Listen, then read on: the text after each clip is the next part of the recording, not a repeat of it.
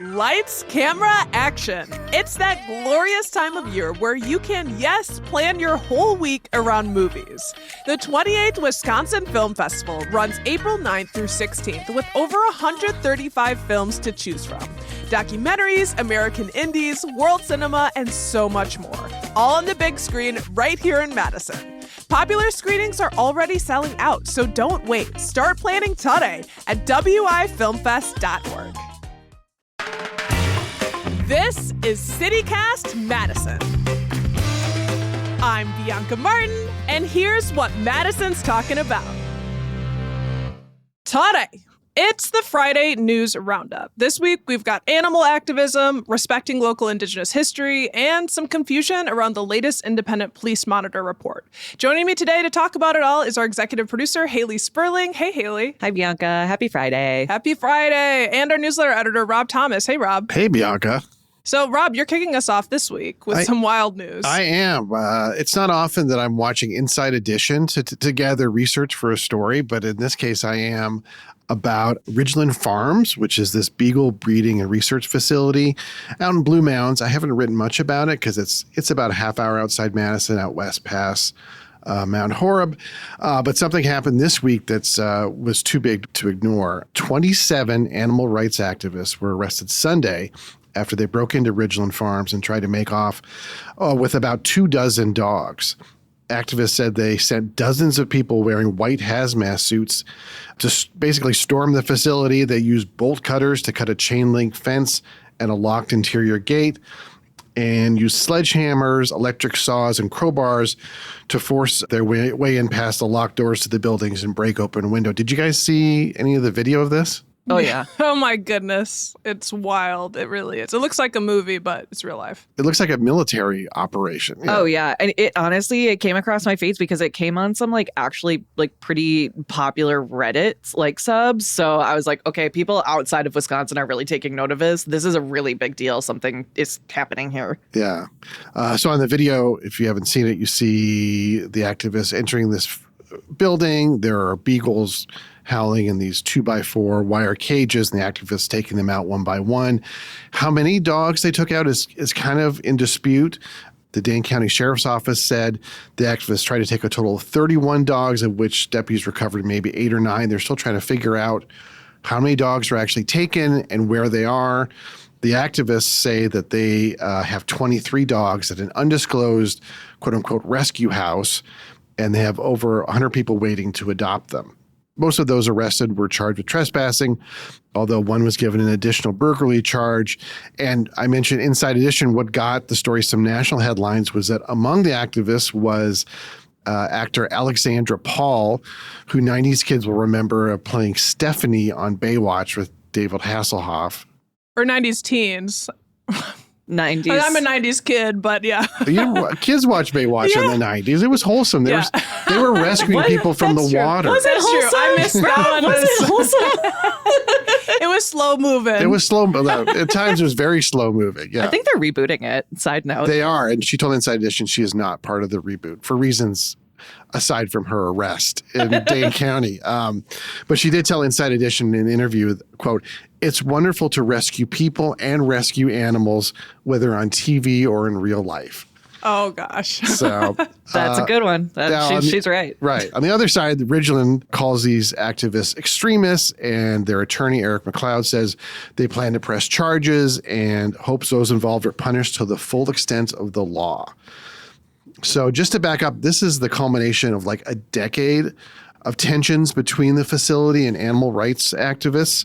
Ridgeland has been operating for almost 60 years and has around 2,000 beagles at the facility, which they breed and sell to outside research facilities as well as conducting their own research.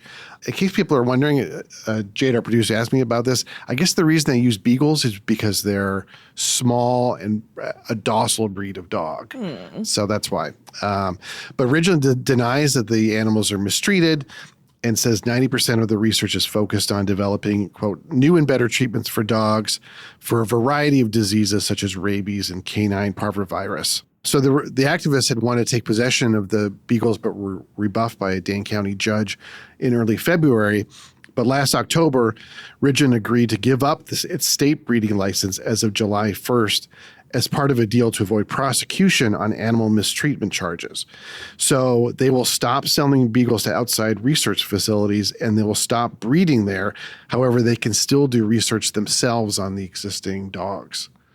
So what do you guys think about all this? Obviously, the activists were trying to get attention, and they certainly got it. Mm-hmm. Yeah, they definitely did. I mean, I grew up around beagles, so my heart's really sad and hearing, that they're docile and so they're being targeted. But yeah, I guess it was a crazy scene, and these activists are going to face the legal ramifications for going about it this way. They wanted things to move faster, standing on their moral principles, and take actions into their own hands. And I saw an activist in 2017 went and took pictures to expose what was happening there. Charges were brought against them for doing that, but it does bring exposure and shed light on what's happening. And I don't know, obviously settling outside of court doesn't mean guilt, but consistently denying that you're mistreating animals, but then you're willing to give up your breeding license to avoid prosecution for animal mistreatment raises serious questions. Right. I mean, like you mentioned, yeah, Bianca, they were investigated for animal cruelty. And I think it's one of those stories where anytime there's animals involved, animals or children or really any entity that really just can't consent to the condition that it's in, it's just really hard to watch and it's hard to bear witness. And part of me really does understand why these activists acted in the way that they did, because what did they want? They wanted attention, and that's what they got. That's exactly what they got. So mission accomplished on that end. If they're willing to get arrested for the cause, that's on them. Obviously, I do understand the commercial and private property destruction of it all. Like, that is a very fair and valid argument. But you look at these videos and there's really no denying it, right? Like, you want to reach through, at least me, I guess I'm speaking for myself. Like, I want to reach through the screen and like grab these beagles out of the cages. It's just really devastating to watch. I mean, those dogs, I don't think they ever see the light of day. At least as the activists say, they're basically in those cages their whole lives. And yeah, I mean, beagles are incredibly adorable. We had a couple of beagle mixes, and they're such good dogs. And so, but on the other hand, I mean, scientific research is important, but and you're sort of taking them on at their word that they say they need these for valuable research. But you see those immediate videos and images, it's hard to not have your heart go out to them. Mm-hmm. Absolutely. Well, that's our first story. We've got more stories to get into this Friday, and we're going to do that. But first, let's take a quick break.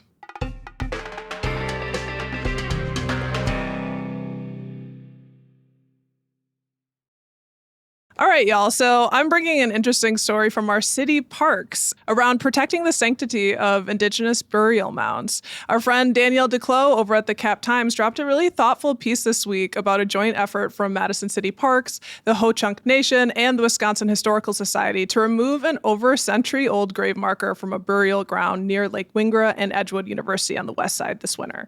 So this was something that's 5 years in the making. And when I first saw the headline, good headline, Danielle, I thought, what the heck? The city is doing what? And then I read the story, highly recommend that course of action when it comes to the news, which is that Native communities across the state have been saying, we don't want these markers on our burial sites. They're not indigenous to the mound. They're not ours. And they can cause negative impacts on the mounds themselves because people walk up on them to read. So park staff in partnership removed a plaque from 1915 this winter. And it was the last plaque directly atop a mound in a Madison City park. I know we all saw this story. It's an interesting one. Yeah, I think like you said, this is a great case study for why you got to read the article and not just the headline, because I had the exact same reaction you did, Bianca. I was like, wait, wouldn't removing this plaque be a bad thing? Don't we want to see what has happened here, like what we're witnessing and what is part of our community and landscapes? But then it's like, no, this is what the people who actually put these mounds here want. This is what our tribal nations want. They don't need these markers who were probably placed there by white people 100 years ago who didn't ask for it. It makes sense when you get to that part of the article, right? Yeah. But it is a bit of like cognitive dissonance for me, for sure. Yeah, and maybe this is a dumb question. Can't they like fence off the mounds or something like that so people don't walk on? Or is that disrespectful as well? Is that the idea? I think if they wanted that, they'd say it. I guess that makes sense. Yeah, that makes sense. Yeah. And for what it's worth, it sounds like in 2019, Madison developed policies around how to care for the mounds. Yeah. And so there's like no new signs coming in like 20 feet around. And I imagine the fence, maybe it's hard to say exactly where it starts, where it doesn't. And if people do want to visit the mound, you know, I imagine there's a couple of things. But I hear what you're saying too, because I think we're all kind of like, we don't want to step on it, right? You don't want to inadvertently do damage, but it sounds like the signs are doing more damage than good. Yeah. I mean, the question is really like preservation, right? How do we best preserve these sites? Because Dane County has been home to so many of these mounds, but also so many of those have been destroyed by just people walking all over them. And is that because they were trying to get to see a plaque, because they didn't know what they were looking at, because they were, you know, just unaware of their surroundings? I don't know. I'm sure people better minds than myself are working on this. Well, Edgewood University actually said that Dane County had between 2,000 and 3,000 mounds, but about, 80% of the county's effigy mounds have been destroyed. So yeah, it's a gravesite. So the city and more, you know, the partners want to respect those spaces and Native nations whose ancestors are buried there. Chad Hughes, the Parks Department operation manager, said the process went smoothly. So the story cites also Bill Quackenbush, a tribal historic preservation officer for the Ho-Chunk Nation, who said mound markers or plaques often contain inaccurate and dated language from an archaeological third-party perspective. So yeah, that question about like who are these plaques for? According to Edgewood University, which has 15 mounds on its campus, Wisconsin is home to more effigy mounds than anywhere else in the world. I think we've all, know about them, and this story adds a new light to how we can respect them. And it does seem like there's a broader call for across the state to remove them. That said, it is basically up to the landowner to start a removal process. So the city, the article said, has no, quote, immediate plans to remove others in the city. And yeah, it's nice to have a story that is about care and respect. Yeah, about something being preserved rather than destroyed. And I mean, yeah, for what it's worth too, there are effigy mounds still all across the isthmus, right? I wrote a little article about this for our newsletter a couple of years ago, and there's some over in Vilas Park, the Arboretum, Observatory Hill, Hudson Park, and Forest Hill Cemetery. So you can still see them all around. But again, it's really about respect, because these sites, as you mentioned, Bianca, are grave sites. You wouldn't come in here and stomp all over a cemetery. How would you act around these mounds is important as well. So don't climb on them, don't walk on them, don't run across them. Be very mindful of your surroundings. And the city also has a list of effigy mounds that are located in Madison Parks, and UW-Madison, because there are mounds on campus, has a list of their locations as well. So we can put links to those in our show notes, because I do think it's important for us to be mindful of where they are. Yes, go read that. And 3 cheers for community partnerships. Yeah. This was a fun story to tell, and I'm glad that it went successfully. All right, y'all, we're going to turn to talk about news around a report from the Madison Independent Police Monitor this week. Some confusion there. But before we do that, let's take a quick break.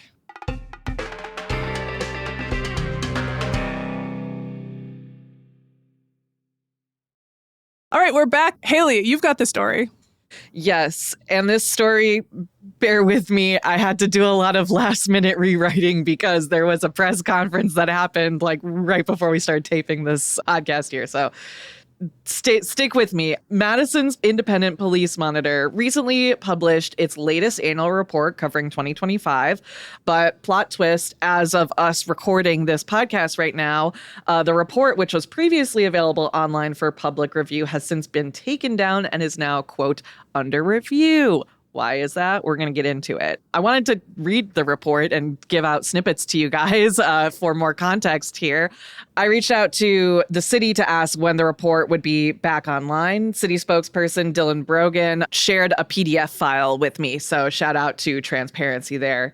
The Office of the Independent Monitor itself held a press conference Thursday morning to address questions about the report, in part because there's been a lot of chatter online about the use of AI in this annual report.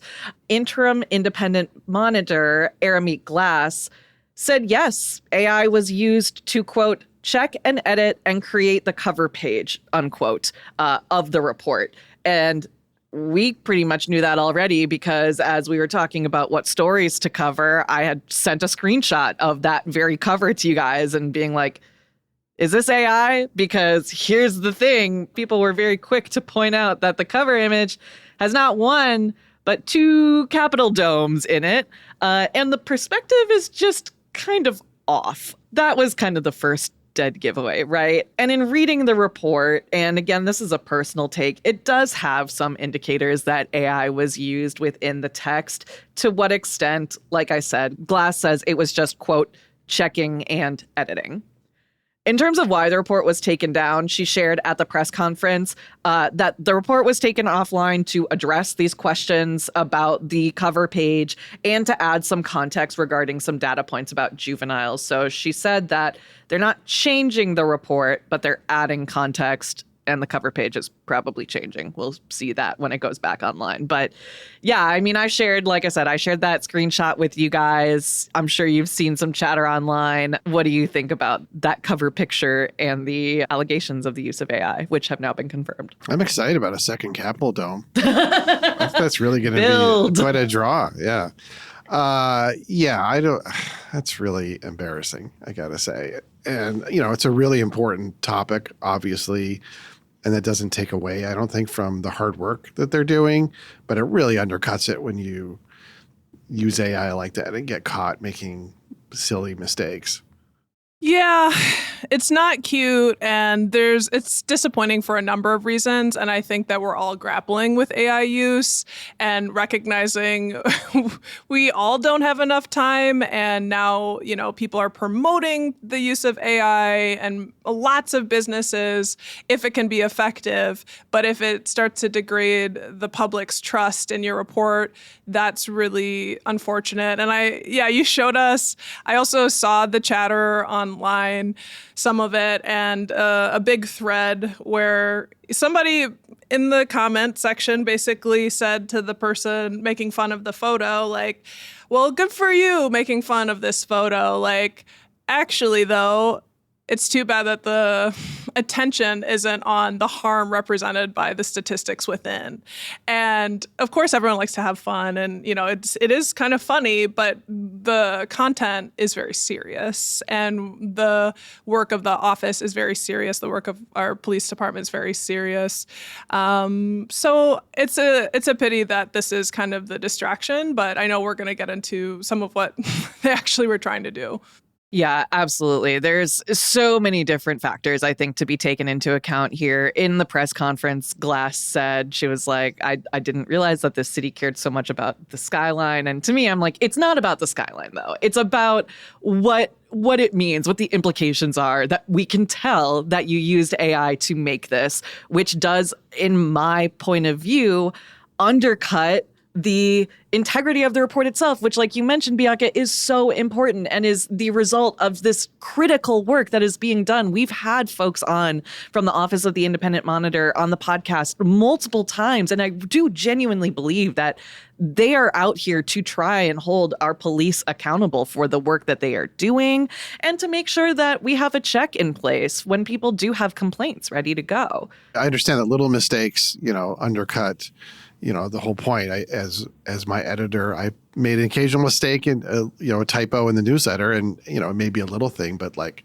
you want people to be able to trust what you're writing, right? So. Absolutely. I mean, that's why, in the J school, they dock you 10 points automatically for every factor that they find in your writing. And so, you make 2 mistakes, you go from an A to a B, right? And it's just these little things here that add up. But again, here's the thing.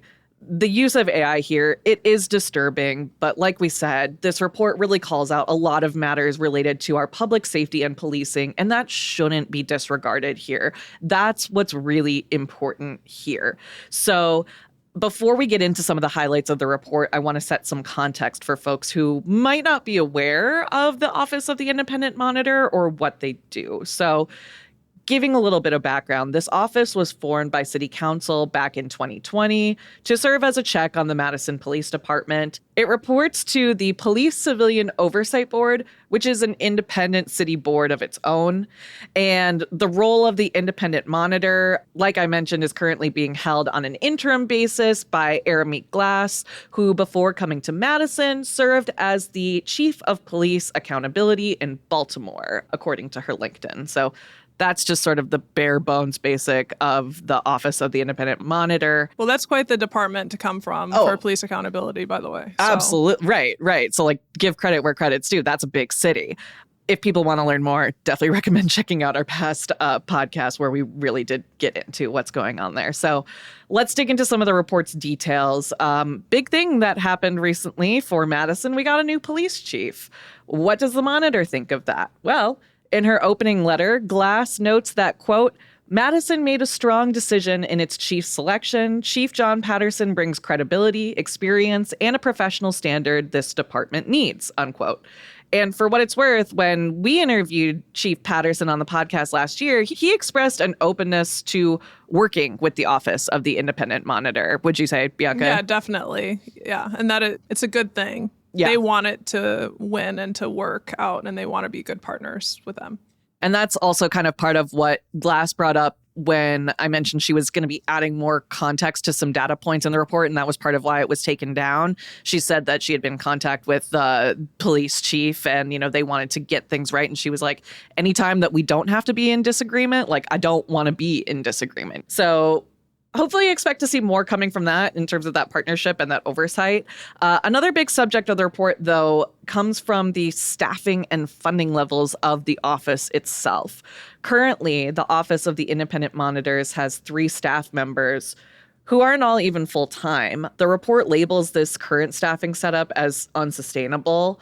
And the office itself has a budget of roughly $405,000, which represents less than 0.5% of the police department's more than $98 million annual budget. So they want more money to essentially bring the office in line with what other cities are spending on police accountability. And like we said, Glass has a background of working on other cities' police accountability. And so she would have insight into that.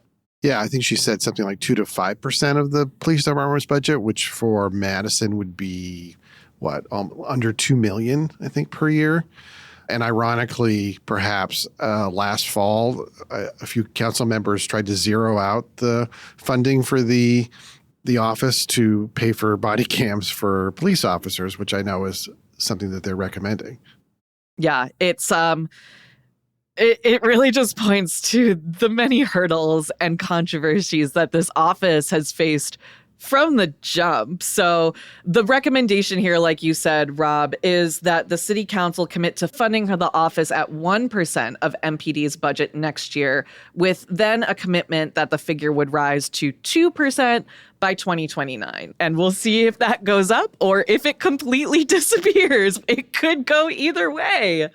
Another big point in the report is about the use of body cams, or lack thereof, here in our city of Madison. The report advocates for our city to officially adopt the use of body-worn cameras by police. According to the report, Madison is part of just 19% of law enforcement agencies across the nation that don't use body cameras.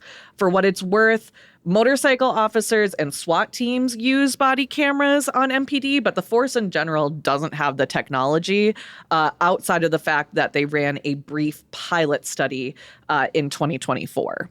Obviously, we've been talking about this body cam question, conundrum situation for a long time. And I kind of feel like the data points have gone back and forth over whether or not the use of body cams is really what communities need.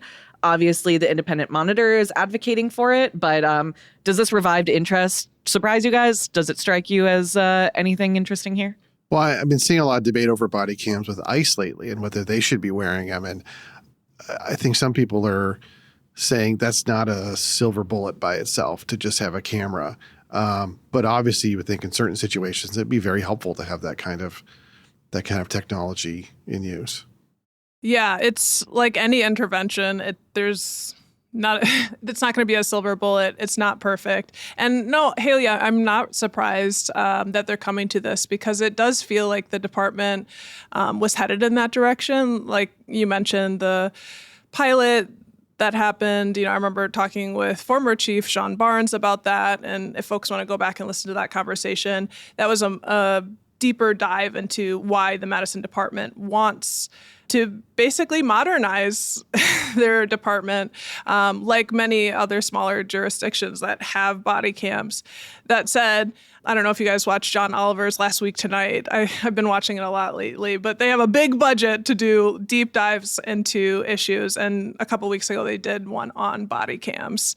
And I mean, this is an ongoing debate and conversation, but they basically brought up the powerful uses for cams and the abuses that can happen. And it's something to consider about the different kinds of ways police officers can obstruct the footage or pervert what's happening. They showed all kinds of examples about, of course, putting your hand in front of the camera, but also because the camera is situated on someone's chest, the angles that it captures can really skew what you see. They had an example of folks dancing, but from the camera, it looked like they were in a scuffle, like a violent scuffle. So, yeah, that was one example. They had another, and this is not from the Madison Police Department, but of a group of police officers that were beating a man on the ground, and they were screaming, "Stop hitting us, stop attacking us," and the man was immobile. So just these uses of excessive force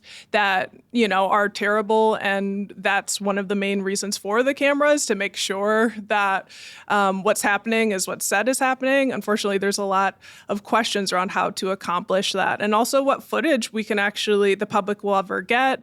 I imagine the police monitor, this would be a big part of their job, is reviewing that footage. So it makes sense that they would want to move forward and have more access points, but it's not without complications. Yeah, and money to do that, right? I mean, that's a big thing when it comes down to body cams is, one, the data storage of it all, but then two, when the public requests footage, as it rightfully should be able to do, a person has to go back on the other side and comb through what is likely going to be hundreds or thousands of hours worth of this footage to be able to provide on these open records requests. And that takes time and that takes money. So yeah, there's a lot more, I think, to come out of this body cam conversation. Again, there are a lot of considerations to be taken place, especially in a city like Madison, where the racial disparities when it comes to our police force is wide and ranging, and something that this report also very much calls out.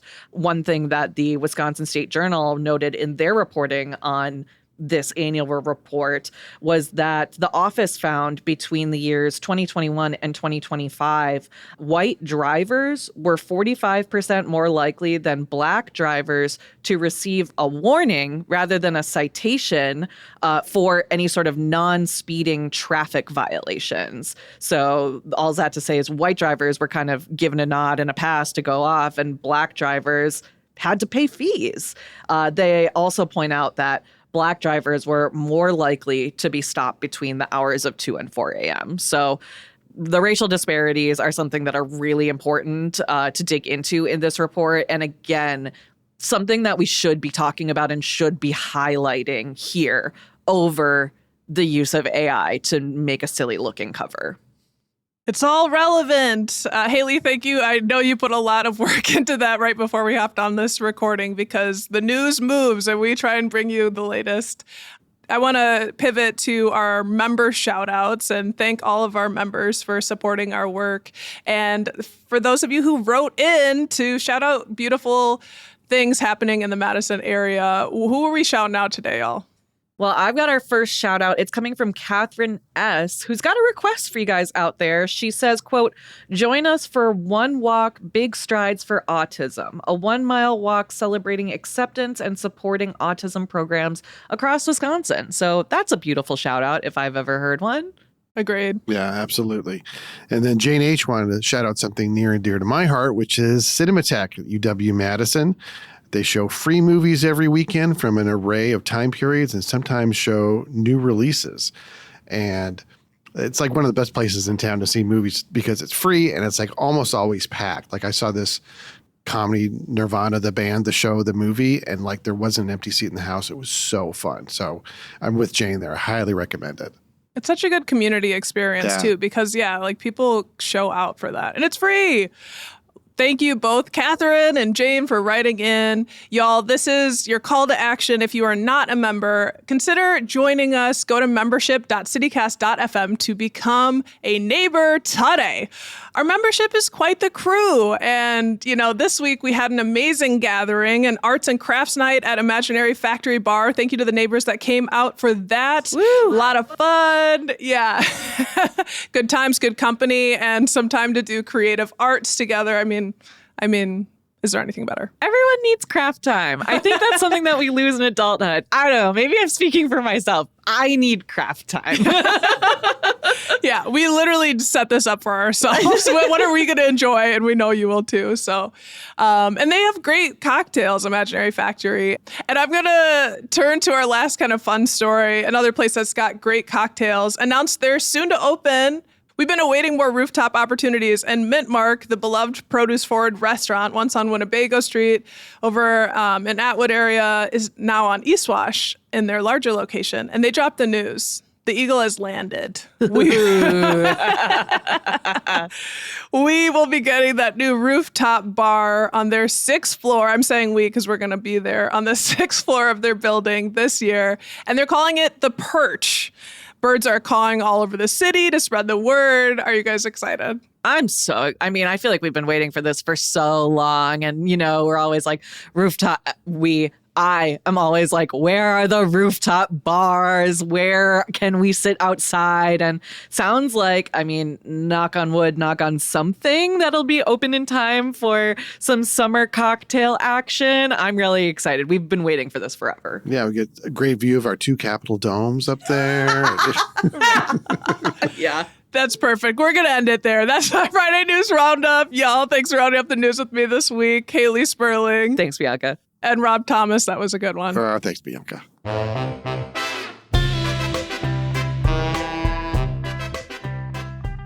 That's all for today here on CityCast Madison. I'm your host, Bianca Martin. We're produced by Jada Siri Ramos. Haley Sperling is our executive producer. Our theme music is by Carl Christensen. Additional music this week by Jean Thomas Cloutier from Triple Scoop Music via Getty Images and All the Kimonos. Rob Thomas is our newsletter editor. Don't forget, you can get more news delivered right to your inbox by subscribing to our CityCast Madison newsletter. And you can support this show and get great perks by becoming a CityCast Madison neighbor at membership.citycast.fm. And if you enjoyed today's show, why not share this podcast with someone who likes to stay up to date on Madison happenings? Man, this was a wild roundup, y'all. See you back here Monday morning with more news from around the city. Until then, thanks for listening and have a great weekend.